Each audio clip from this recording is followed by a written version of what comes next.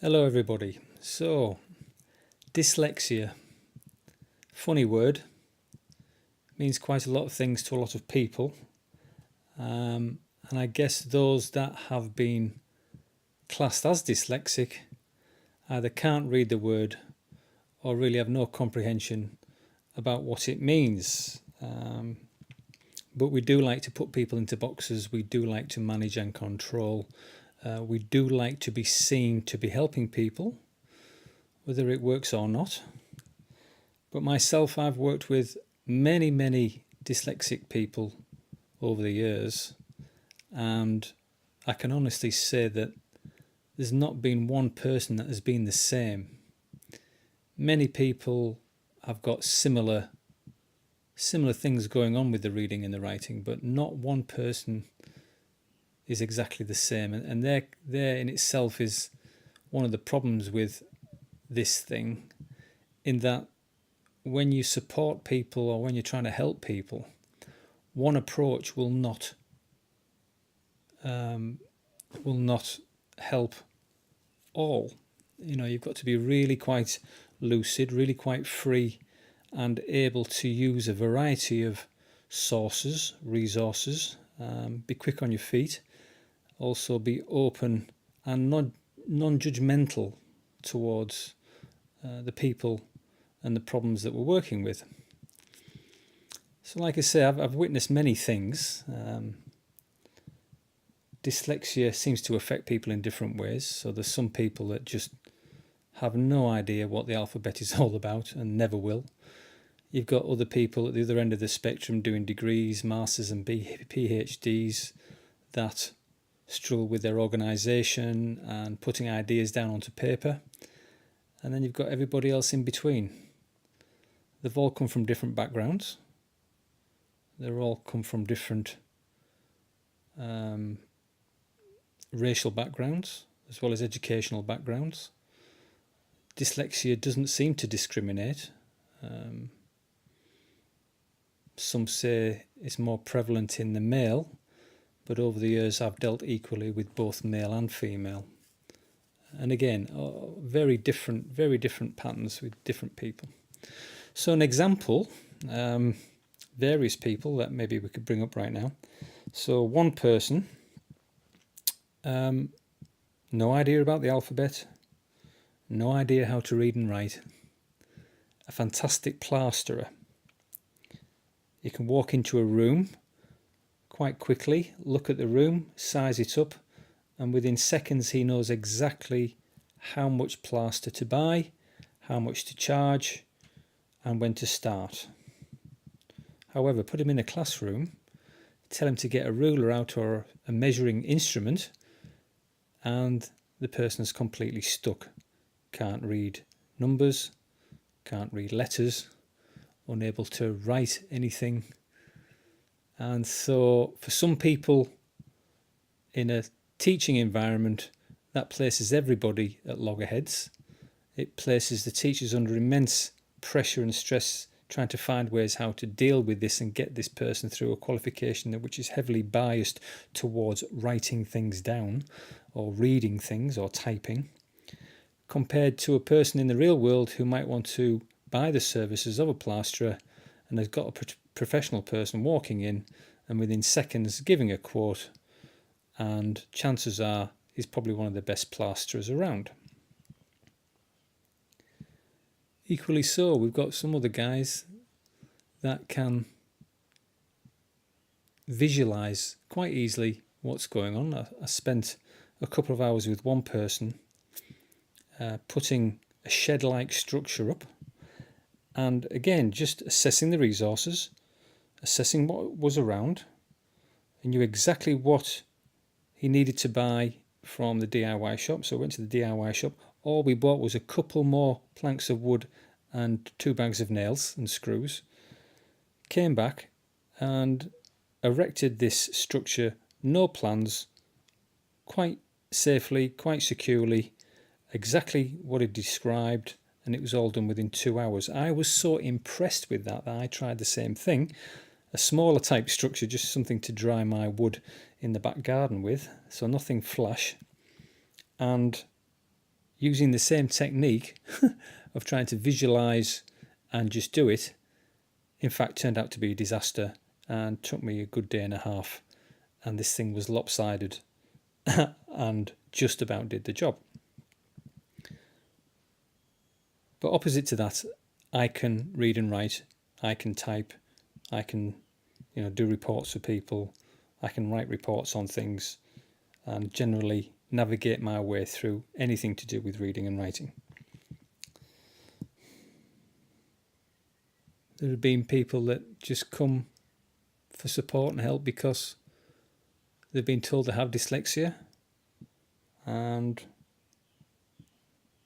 they just can't put words down onto paper. They have all the ideas there, but they've got no idea how to start and construct pieces of work. So showing people how to really quickly search for keywords in Google, copy pieces of text, put them into a rough draft, encouraging them to read, if possible, what they've done and to put things into new words, looking at thesauruses, looking at Grammarly, and showing them the quick and easy route into finding an answer for an assignment. Too often the teachers are encouraging people to read vast volumes of work, to write and then rewrite vast volumes of material before they hand it in. And to a person with dyslexia, it's a major barrier. You can see why people fall behind, give up, don't even bother, that kind of thing. Many people, once they've been diagnosed with a form of dyslexia, they're entitled to about 25% maybe extra time in exams, which is fine, but there's a major problem with that, in that really, if they get 25% extra in an exam, surely they should be getting 25% extra with classroom contact time. So as an example of this, the average college course may be about 34 weeks. You put 25% extra on that, and really a college year for a lot of students should really be around the 40 to 45 weeks in the year, which costs money, and there is no money out there to provide this extra support. And consequently, we churn these students through the system, probably not educating them correctly, not teaching them good strategies, just pushing them through qualifications, helping them with the work, and then pushing their work to the bottom of the pile. So when verifiers come in, they don't see the real standard of this kind of disaster that's just waiting to happen.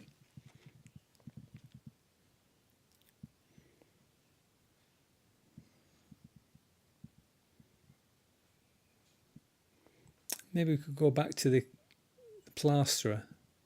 Someone who's been told they're thick and stupid all through their life. Why would they want to fill an application form in? Even if they got to the point where they want a job, filling an application in, if friends and family also have dyslexia or are disadvantaged in any way, really, really push a lot of people like this to a lifetime of poverty because they feel they can't access society. This young man who did get through college, I do worry about him because he really has the talent to have his own business and have his own crew of people and to be making a good life for himself and contributing to society. But if he does get to the point where he needs to apply for jobs, then he's stuck and probably encouraged to just get cash in hand jobs or just jobs from friends and neighbours, because society or the application processes to get into work doesn't really take into account the trouble and the pain that a lot of people have to go through with this thing that everybody's calling dyslexia. There seems to be many different forms. So there are people that cannot read and write, will never be able to read and write, yet are very clever. And then you've got people again that can't read and write that maybe are not so clever and they're quite limited in their cognitive ability. There are others, like I've said before, doing PhDs and it's trouble with organisation, timekeeping, sleeping, stress, anxiety. Others that just with some revisiting of phonics and basic sentence structures and the way that words make sounds and syllables and things like that, that can make a real difference to a lot of people. And to others, it's complete gobbledygook. Some people can read pages and pages of work, whereas others, there's not even point even trying to read because all the words just jump up and down on a page. I've seen people jump with joy when you just change the colour of the paper to blue or green or a pink or a yellow, something like that.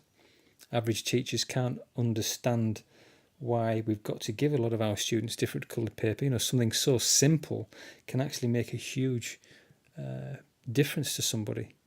And again, it's a question of, what are we doing to help these people partake in society? Because the more people we've got not partaking in society, then many, many, many dangerous repercussions in the future.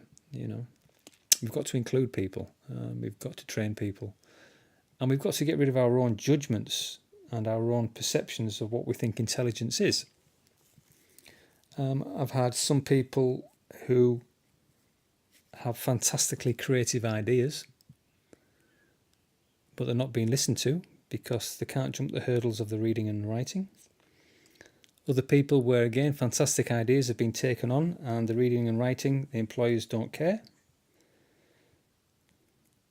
People getting lost in buildings because they can't read maps and they can't read the room numbers. People think they're stupid. People think they're a bit slow. Not the case. It's not their fault. I've seen people that who have the ability, but so many years of being told that they're stupid or they can't read or they'll never make it. These kind of things just hang on their shoulders and they carry them around with them in life. And this really doesn't help their self-belief at all. Learners and people with dyslexia really need to be supported and they really need to see how their skills can fit in society. When much of society advocates creativeness and entrepreneurialism and going for it and being seen, tweeting, texting, Snapchatting, taking photographs, when it actually comes to getting a job, all those things are forgotten. Please fill in this piece of paper, please fill in this form, type here, type there. And there's so many barriers that it's surprising that any of them actually get through to be fully engaged in society. Teachers,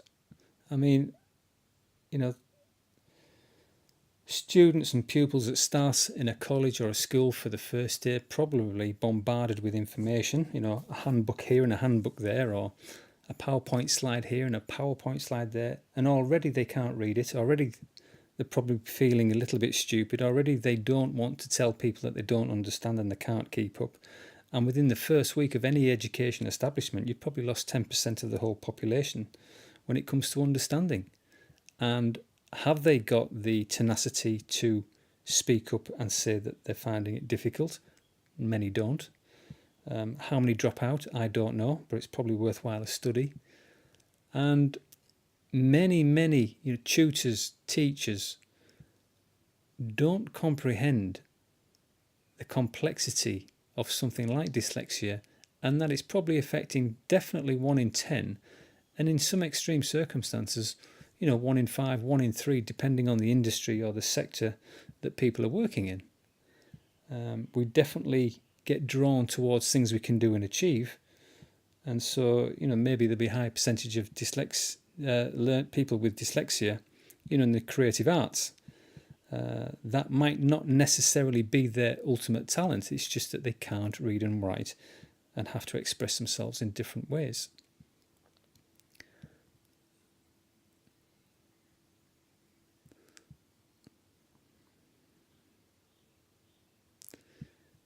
It's hard as well when people are trying to support people in a classroom or at work, knowing that one size doesn't fit all really inhibits what happens when it comes to learning, because there's no point having 2-3 people in a small group trying to teach them strategies on how to cope or what to do with this thing called dyslexia, because every single one of them will be experiencing something different. One thing will work for one person and it definitely won't work for another. So our whole approach to this has got to change somehow. Teachers, support people need to be armed with so many different ways to teach, support, engage. And again, with the one size doesn't fit all, a teacher has got to be able to put their hands on all different types of strategies and appreciate the differences, even when it doesn't suit them. Even when they think this can't possibly work, I wouldn't dare use that. Who are you to think that? We've really got to open ourselves up to the possibility that we've got to try everything possible to encourage people to try different things and find out what works for them. We need them to take part. I've witnessed tears, panic attacks, anger, people throwing chairs, people smashing TV screens, all because they can't engage with letters and words. No matter how simple it might appear to us, it's actually a huge barrier. So yes, we can teach people to deal with these words, but I think we've also got to teach them how to deal with themselves. This idea that I am dyslexic, or I am this and I am that. I think there's something in mindfulness that we can teach them, that I is just a reaction. I doesn't actually exist. We're just a collection of experiences through time that we believe is us, and we get a sense of who we are, and then we start believing who we are, and that, then we start thinking, I am stupid, I am thick, I can't do this, and that's really quite damaging and really not very helpful. So I think encouraging people to meditate, to take up mindfulness, taking a step back from their thinking, being able to take a break is quite important. Give them a little space to breathe and to contemplate and to reflect. We've also got to look at the way people are being assessed, because so many qualifications, the assessment is so old-fashioned. We're still not using mobile phone and tablet technology to its full potential, and it's as if so-called normal people were stuck in a paradigm of words, writing, assignments. There are so many different ways to be assessed, and each of them are valid. It's just that we're limited by our own thinking. It's almost that so-called normal people have got the problem. They're the limited ones. The limited ones are trying to help the ones who've got almost unlimited potential, and they're the ones that end up at the bottom of the pile, which is not fair. Not fair. The world is in such a state at the moment, and if we got to this state purely by the actions of the so-called normal people over many, many years, I'm not sure if it's actually helped. Imagine a world that was run by creatives, visionaries, people who can see the big picture long term and deal with it fast, deal with it well, and come up with solutions. I think that would be quite a different place to live in. But we need to open up. We need to find ways to make things like that happen. We need to change a lot of the schooling, I think. We need to change a lot of the attitudes towards labelling people. I think we've all got enough labels anyway, even if we aren't dyslexic or if we haven't got a problem. really, every single one of us, we're all a mess, really. None of us are really in control. We're all just trying to keep control and keep a hold of what we believe is true. But in essence, nothing is true, and we're all as daft as a brush and crazy as each other, really. And so, what is normal? There should be no box labeling and putting people in boxes.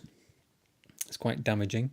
And also for someone who really does believe in themselves or believe in who they are, putting them in a box and telling them they're stupid is not helpful. And again, it's very damaging.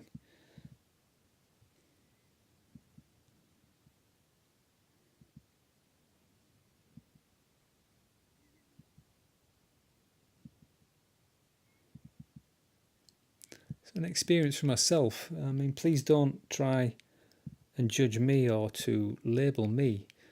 But over many, many years, I've prided myself with the fact that I'm a very, very good listener.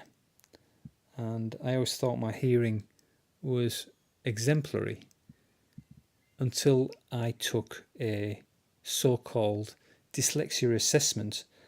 And as an experiment, I listened to some keywords and sounds in this assessment. And out of 10 sounds or verbal expressions, I got 0 correct. And it was quite disturbing. I actually realised that I could hear sound, but I wasn't deciphering the words. And my hearing's never been the same since. It was so apparent. And what I've actually been doing is reading people's lips with great focus. So I'm actually quite intense and open to people, but I'm watching their communication, I'm watching their lips move, and it all makes sense. Take all that visual stimuli away and let me hear the words, then I've realised that if someone doesn't speak correctly or clearly, then I'm not deciphering the correct information, So am I dyslexic? Who knows? Not too sure. I don't really care. Yeah? I don't really care. Because we're all suffering in our own ways, and we're all having trouble with different stuff. Yeah, I haven't got the time to be put into a box.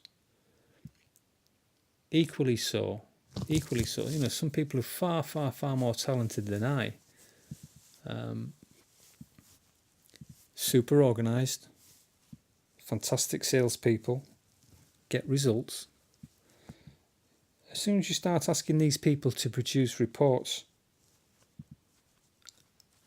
and to comply with rules, regulations and policies, 9 times out of 10 you're going to end up breaking these people because they can't cope with the structure.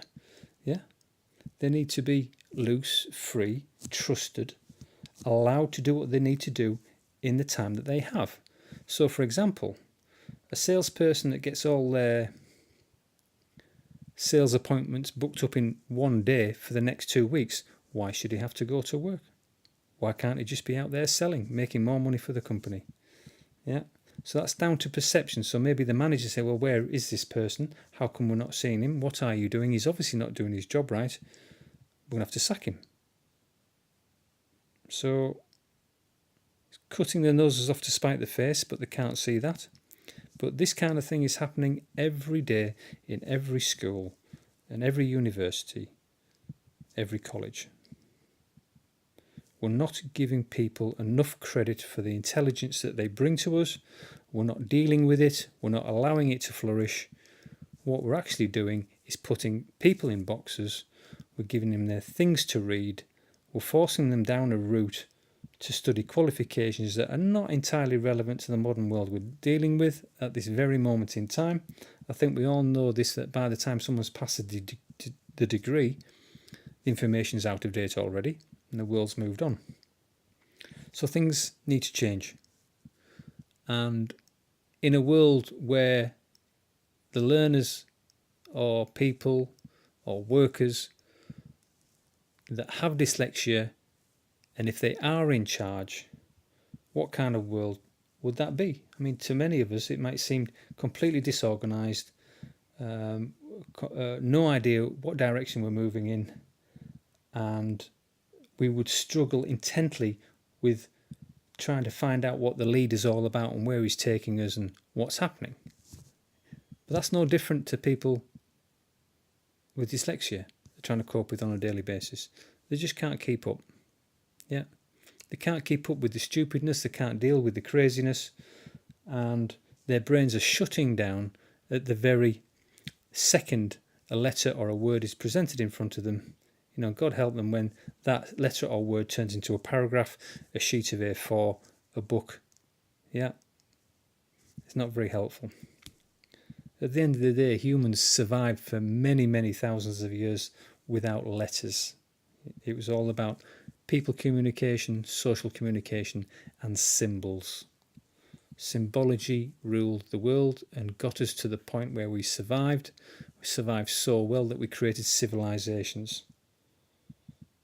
Civilizations grew, and then words and letters and alphabets were created afterwards. Just something to think about.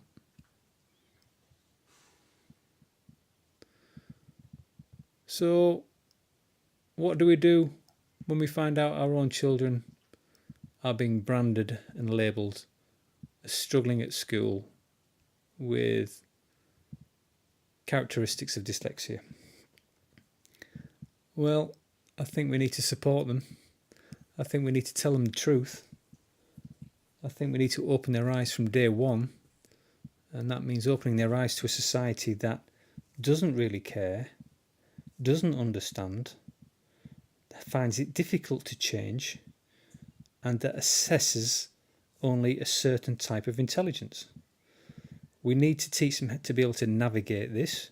We need them to be able to deal with people who believe in that in a fair and honest way. Yeah, we've got to teach them to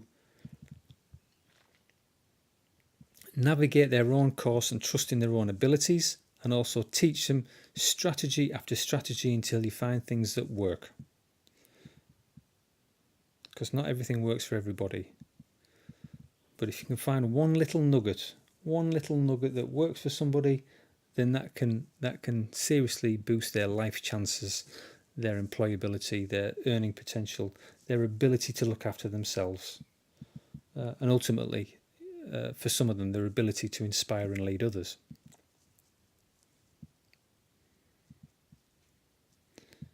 If we can't do that, then we're just going to get more of the same.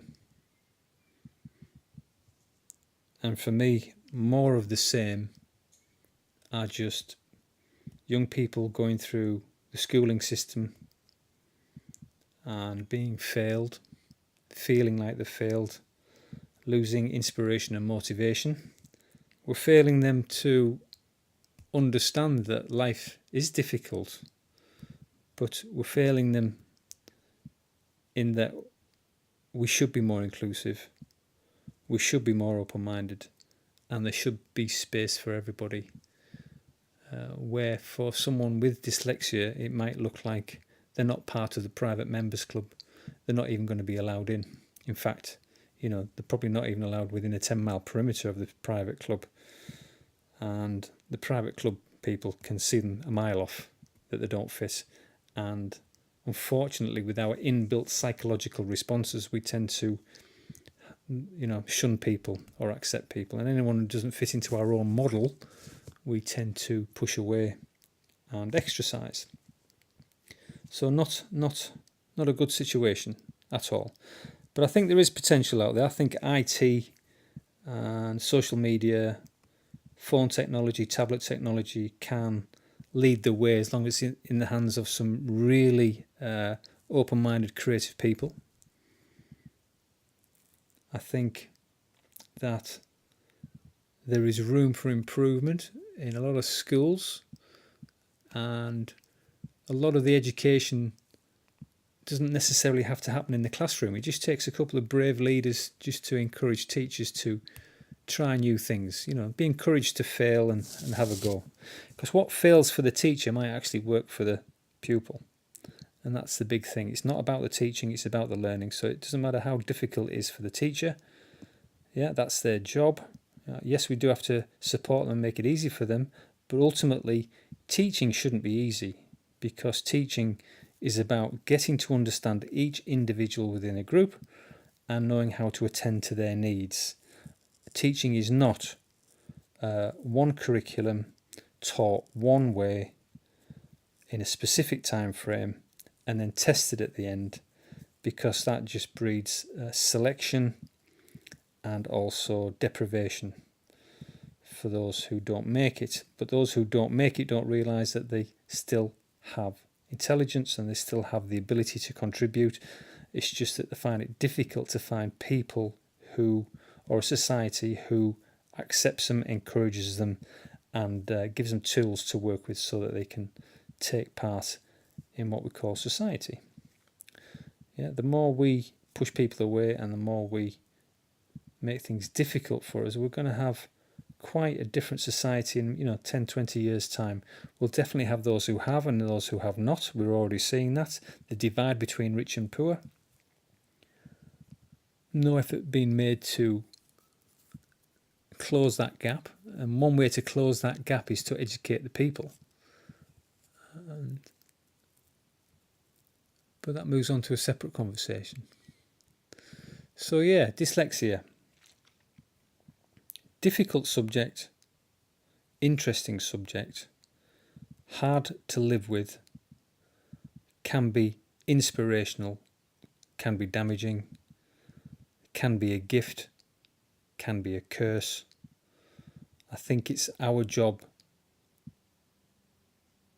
to turn it towards the positive and to allow people to see that positives are possible and that we need to change our own expectations about what intelligence is, how we assess it, how we reward it, and also just how we listen to it and use it.